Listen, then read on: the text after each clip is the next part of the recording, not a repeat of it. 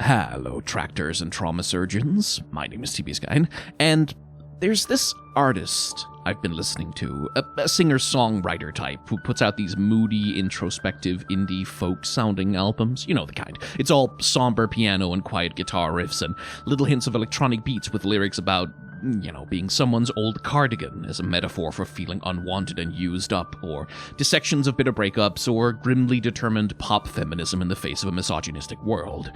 It's not all 100% my thing, clearly I am not the target audience for it, but when I'm in a certain mood, when the Scandinavian winter depression starts to hit, or when I just want to vicariously experience the intensity of allo-romantic emotional turmoil, her two albums, Folklore and Evermore, do tend to find their way into my playlists.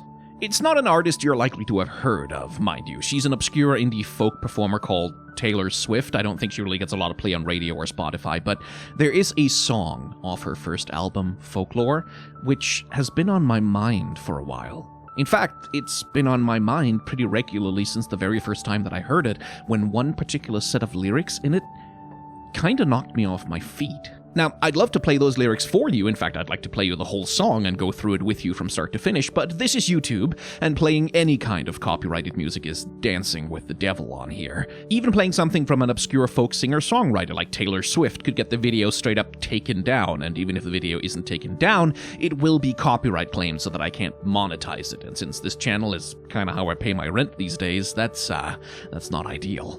There is an imperfect way around that problem, though, because if you upload a cover of a copyrighted song rather than the original, YouTube will identify it as a transformative work, and while it still gets claimed and a big chunk of the ad revenue gets taken, you don't risk copyright strikes or a takedown of your whole damn channel for it, at least not usually. So, if you will bear with me, and with apologies to any fans of obscure singer-songwriter Taylor Swift who might find this video, I am nowhere the vocalist that she is.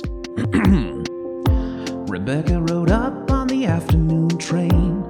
It was sunny. Her saltbox house on the coast took her mind off St. Louis.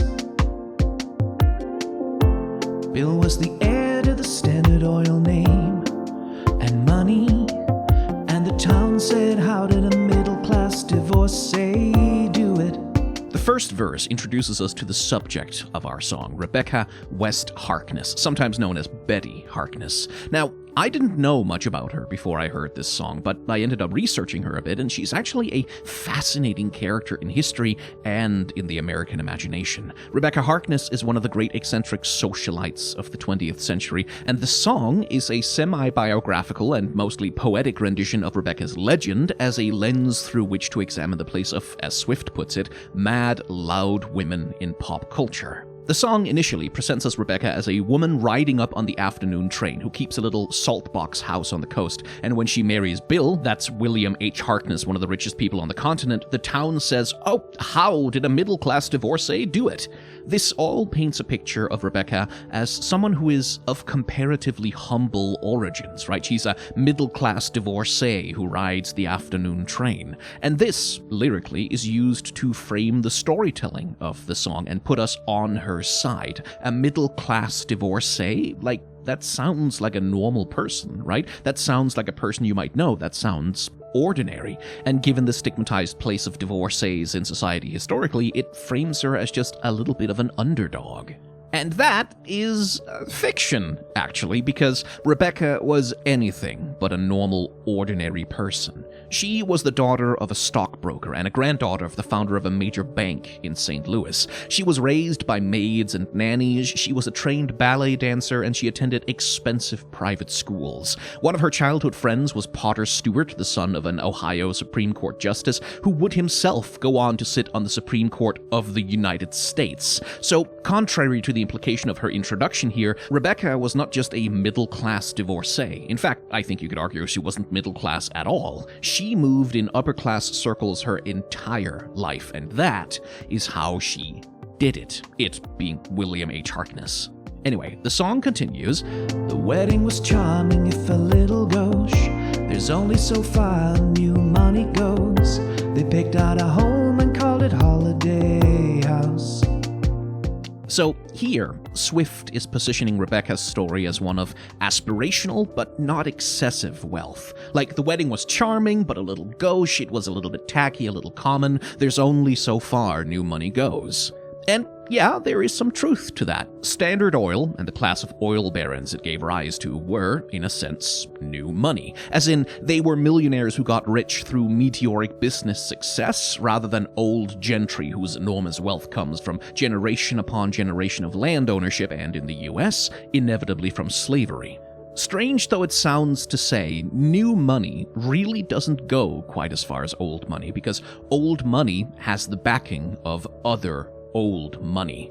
Old money is built on networks of figuratively, and sometimes literally, incestuous intermarriage, backroom deals, mutual blackmail, and a complex system of debt and obligation that forms an incredibly resilient caste structure. A person who comes from old money can be stone dead broke, and yet still their name will be good for so much credit that they can live like an indolent millionaire simply on the expectation that someone in their network is impossibly wealthy enough that bailing out a bankruptcy or two is a trivial expense and a common favor that someone will do for a friend of a friend of a friend of the family. New money, on the other hand, without all that structural backing, doesn't have quite that same stability, that same institutional resilience, and is much more vulnerable to being wiped out by a bad stock market crash or one family member's pathological gambling habit.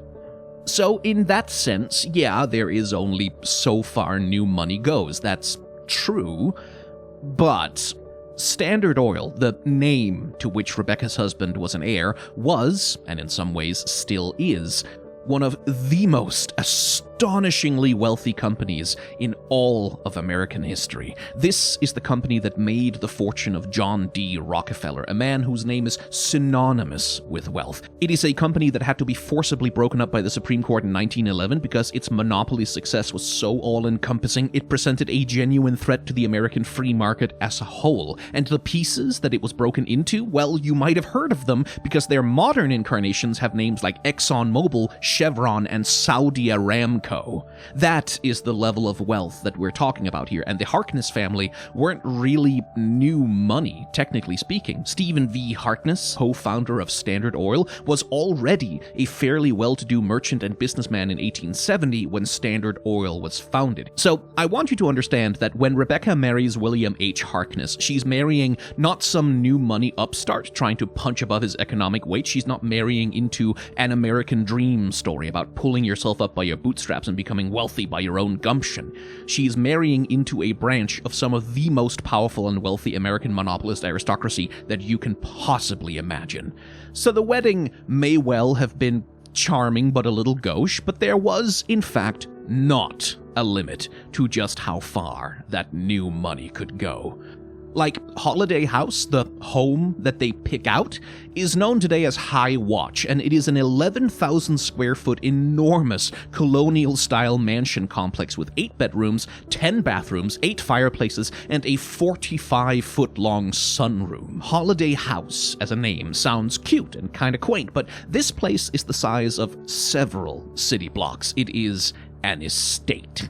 So the song here is intentionally framing the wedding as more humble than it actually was, and the Standard Oil money as less overwhelmingly opulent than it actually was. And it's doing this, again, because it wants the listener to be on Rebecca's side. It wants to present her as someone who chased her happiness and made good on an impossible dream in much the same way that all of us probably wish we could.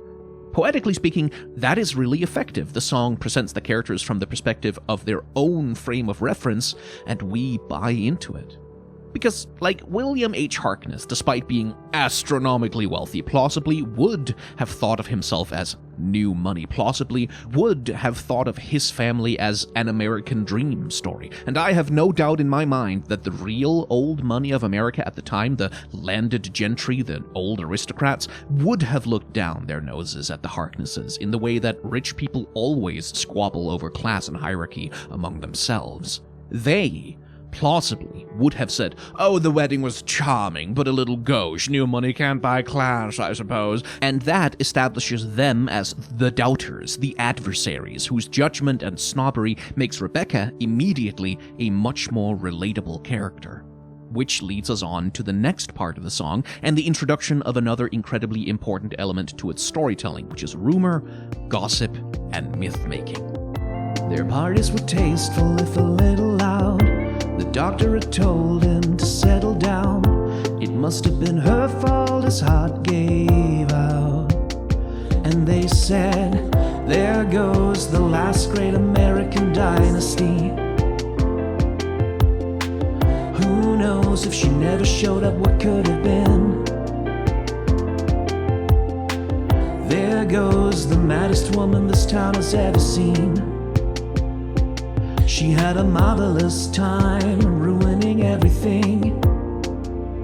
The voice in the lyrics here is the voice of gossip and of judgment, right? William Harkness was the heir to a great American dynasty, and if that woman, that mad, eccentric woman, had never shown up, imagine how great things could have turned out. Oh, she had a marvelous time ruining everything. It was her parties that killed him. This is the kind of gossip that plausibly would go around the tea parlors and the country clubs of the indolent classes at the time. It's the kind of gossip that would filter into the tabloid press, and from there into the mouths of aspiring middle-class social climbers eager to be resentful of anyone who's actually, made it. And again, here there is this framing of Rebecca as an underdog, as a class outsider, and there's almost a sense that her romance with Bill Harkness was forbidden, in a sense that it was a transgression against some unspoken set of social rules which Rebecca bravely has refused to be stymied by.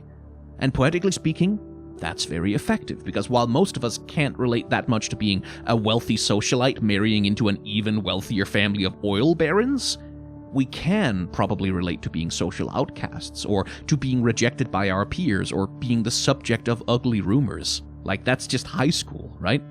So, at this point, after one verse and one chorus, our sympathy is established. We understand Rebecca as a person in whose struggles we could see ourselves, someone in whom we can reflect ourselves.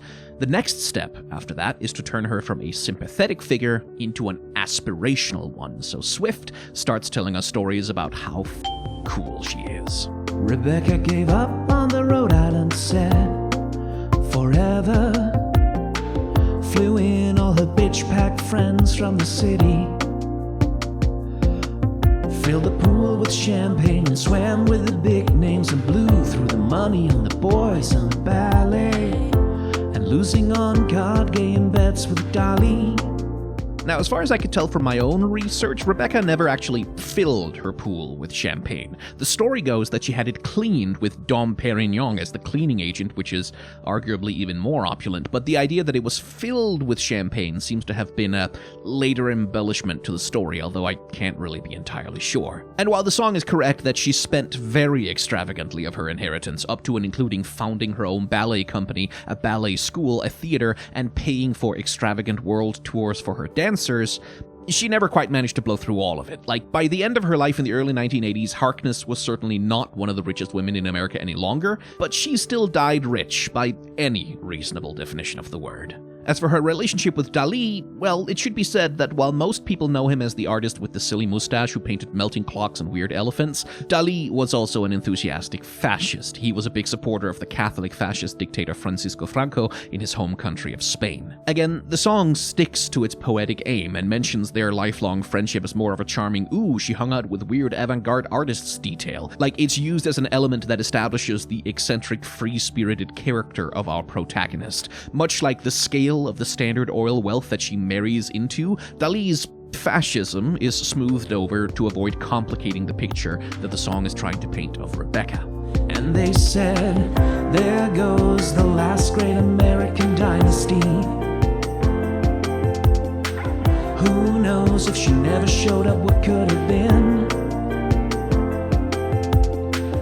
There goes the most shameless woman this town has ever seen. She had a marvelous time ruining everything. The second chorus is much the same as the first, except Swift makes one single alteration. There goes the most shameless woman this town has ever seen, a change from maddest woman. This shift in adjectives is a little Rule of Three's lyrical flourish, which comes to a climax in the final chorus when it talks about the loudest woman this town has ever seen. But it also implies a shift in the gossip about Rebecca. The rumors don't settle on any one thing to condemn her for. New insults are conceived over time, creating new labels with which to shame her for living too loudly, too extravagantly, and with too much passion and joie de vivre. And importantly, the insults are specifically linked to her gender. She's a mad woman, a shameless woman, a loud woman, because, well, women are stigmatized and shamed more for being those things. Womanhood is traditionally connected with ideals of serenity and modesty and quiet dignity, and Rebecca is being insulted for refusing to live up to those expectations. Anyway, the song then progresses into the bridge, which heralds a slight change of tone. They say she was seen on occasions, pacing the rocks, staring out of the midnight sea. And in a feud with her neighbor, she stole his dog and dyed it key lime green. Now, I went looking, but I couldn't find a decent source for the idea that Rebecca was seen mysteriously staring over the midnight sea, like some old gothic heroine or an echo of Jay Gatsby. Maybe Swift has access to better historical information than I do, of course, but it's the sort of detail that sounds a little too dramatic and romantic to be entirely true. Why invent a legend like that? Well, it's poetic license again. Rebecca's outrageous behaviors, her partying, her lavish spending, her celebrity friends, those are all very fun and cool and exciting, but taken together, they might also paint a picture of someone who was first and foremost a hedonistic pleasure seeker. It runs the risk of coming across as shallow, and Swift wants us to imagine Rebecca as a complex hero. So, she presents her as this cryptid figure seen on occasion pacing the rocks, staring out at the midnight sea. It conjures romantic images of longing and deep feelings. Like, I compared the image immediately to Jay Gatsby, and that's one of the great romantic tragic heroes of American literature. Where all the fun stuff implies a sparkling, irrepressible spirit and great personality, the midnight ocean imagery conjures a sense of depth, of interiority, of emotional complexity and unspoken desires and regrets. Is it a complete fabrication? I mean, who knows? Rebecca had a beach house. She probably spent some time staring at the sea, otherwise what's the point of having one? But within the context of the song, its purpose is to deepen and complicate Rebecca's character to the mind of the audience, and it does do that quite effectively. Anyway, after all of that comes the second half of the bridge, and this is where we get the lyrics that kind of knocked my socks off the first time I heard them. The lyrics that made me want to make this video in the first place.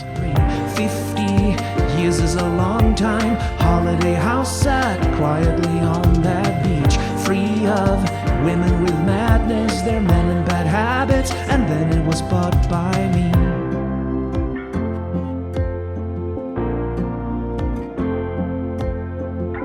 Who knows if I never showed up, what could have been?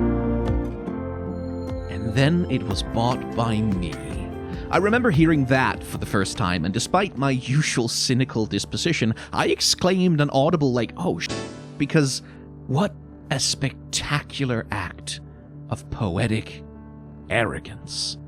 The album is called Folklore, and throughout the whole song so far, Rebecca Harkness has been presented as a folkloric figure, this legendary socialite eccentric with her strange friends and her rowdy parties, her husband who died too soon, and all the rumors, and the dog she dyed key lime green. Swift's song is full of biographical errors and notable omissions. It's full of small lies and minor acts of misinformation. For example, it was a cat, not a dog, that Rebecca Harkness stole and dyed green. It is full, in other words, of gossip, of rumor, of the kind of half-remembered, quite interesting factoids that someone might read in a list article and then get wrong when telling them to a friend later. And that kind of seems to be the point. Like, that seems to be why the green dog fact is wrong. That seems to be why she invents the idea that Rebecca stared out at the sea at night. It's why the framing of Rebecca in the lyrics casts her not as a nouveau riche socialite who married from money into even more money, but a wild and untamable bohemian spirit who was unfairly maligned for chasing her bliss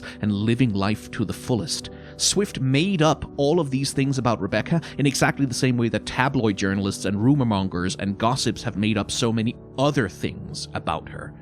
The song itself is folklore, and it is telling the folklore of Rebecca Harkness from a place of sympathy and admiration rather than judgment.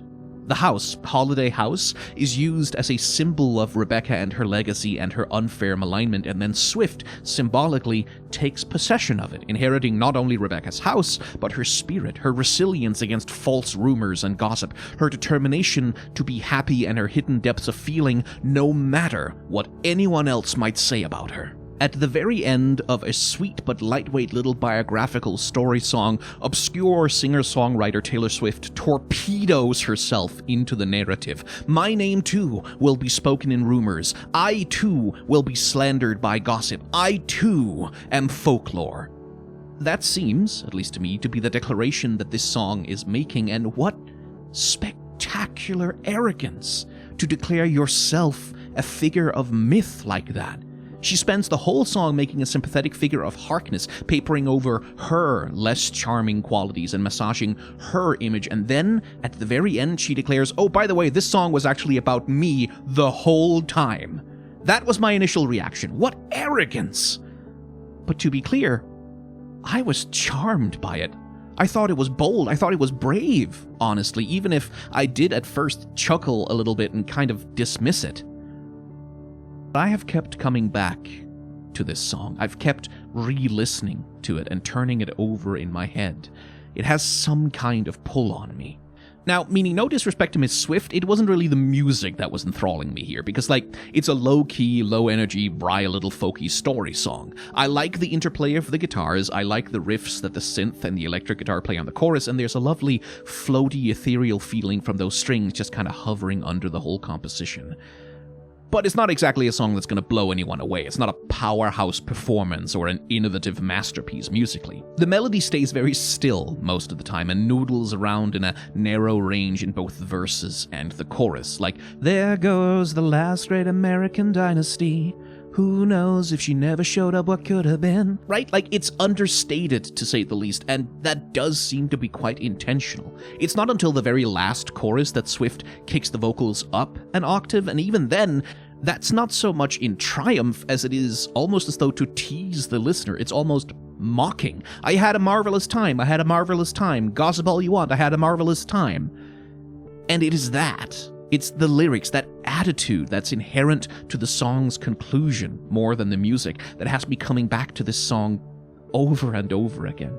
It's that gleeful, sardonic embrace of total creative arrogance, the way that it taunts the voices of doubt and denigration.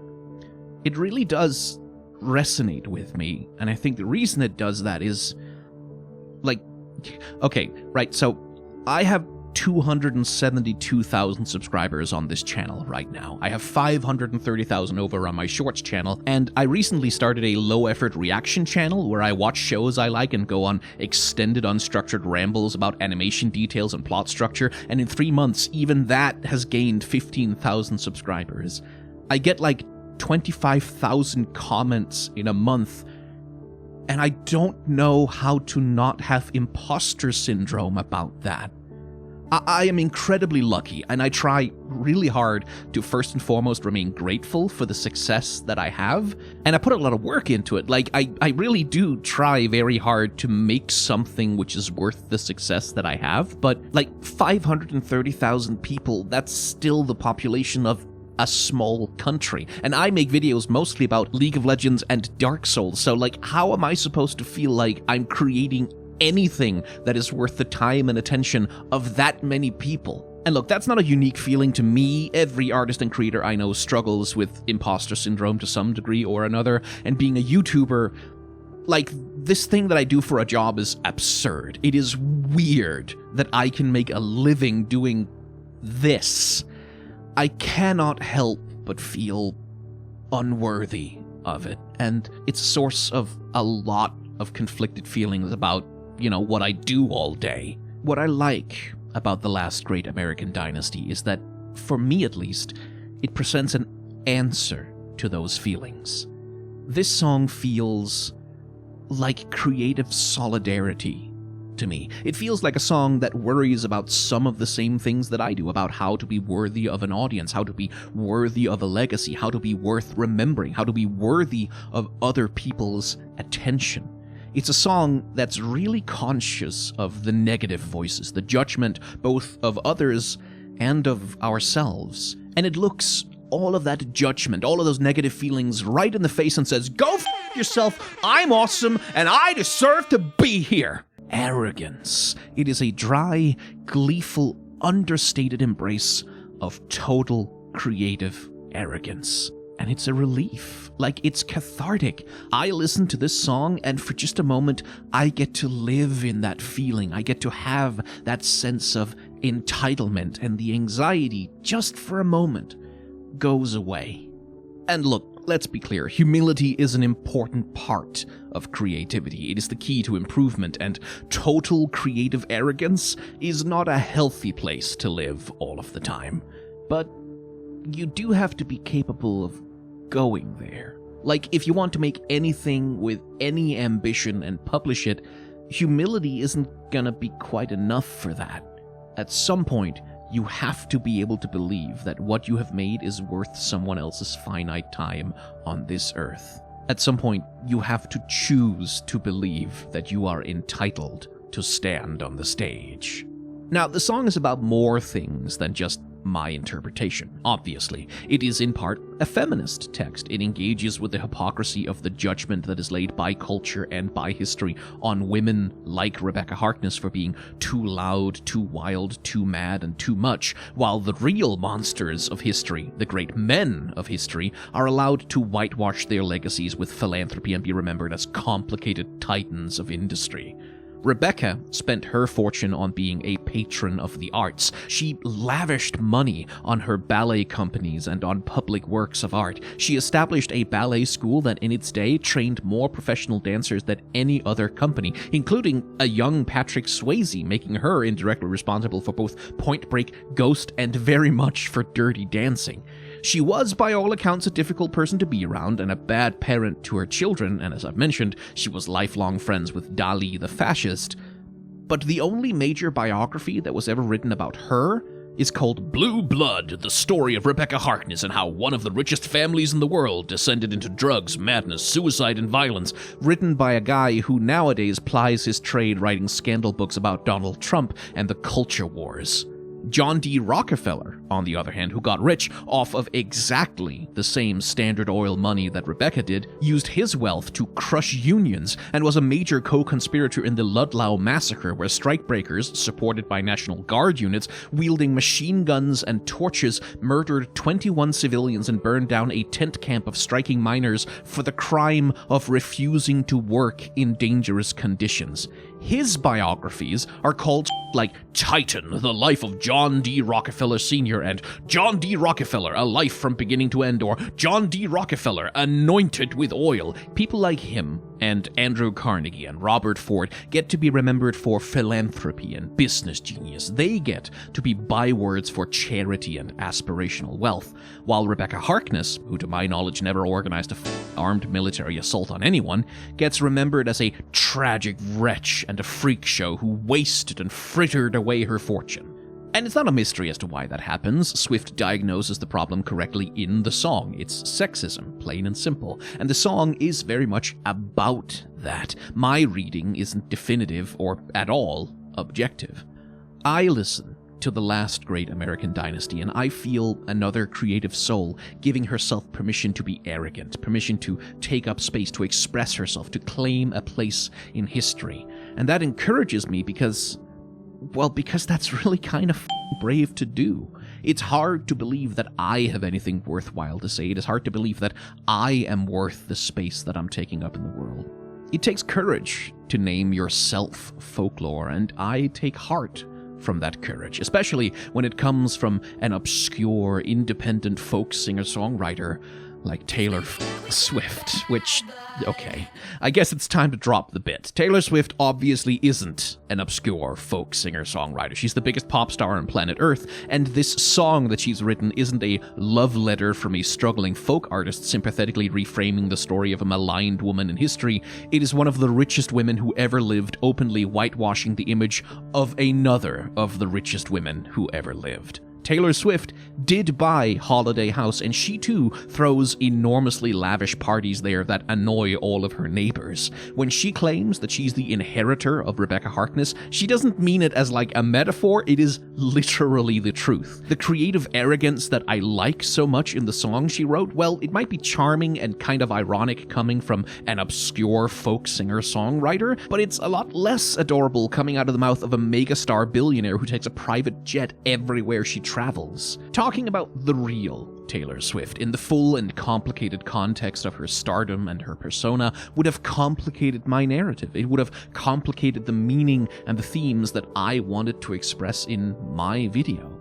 So, to avoid having to deal with that, I reframed Taylor Swift as a humble and obscure indie folk singer because that works a lot better with my interpretation of her song as a rousing call to reject imposter syndrome and embrace a charming underdog creative arrogance.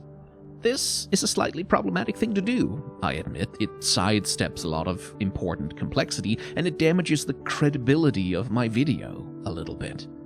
But Taylor Swift didn't want to write an accurate historical biography of a complicated figure in American cultural history. She wanted to tell a story about how she's a complicated woman who's trying to rise above all the gossip by identifying herself with a slightly imaginary version of a historical character. And I didn't want to write some kind of definitive cultural critique about Taylor Swift the pop star. I just wanted to talk about a song I like and how it makes me feel and why it's been on my mind. So we choose our imperfect framings, we write our imperfect texts, and we trust that the audience can do their own critical thinking and come to their own informed conclusions. Hey, thank you very much for watching, and happy second month of spring, everyone.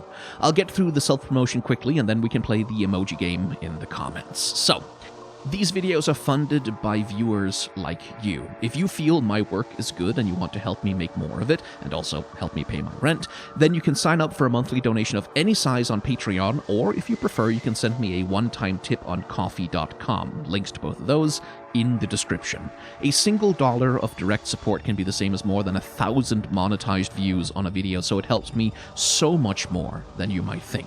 If you have a creator whose work you enjoy, whether it's me or someone else, please consider supporting them directly, however you can, whenever you can. I am immensely grateful for all the support that I get, but please remember that I don't want any money that you need for yourself. It is more than enough that you've watched this video this far. Please take care of yourself first.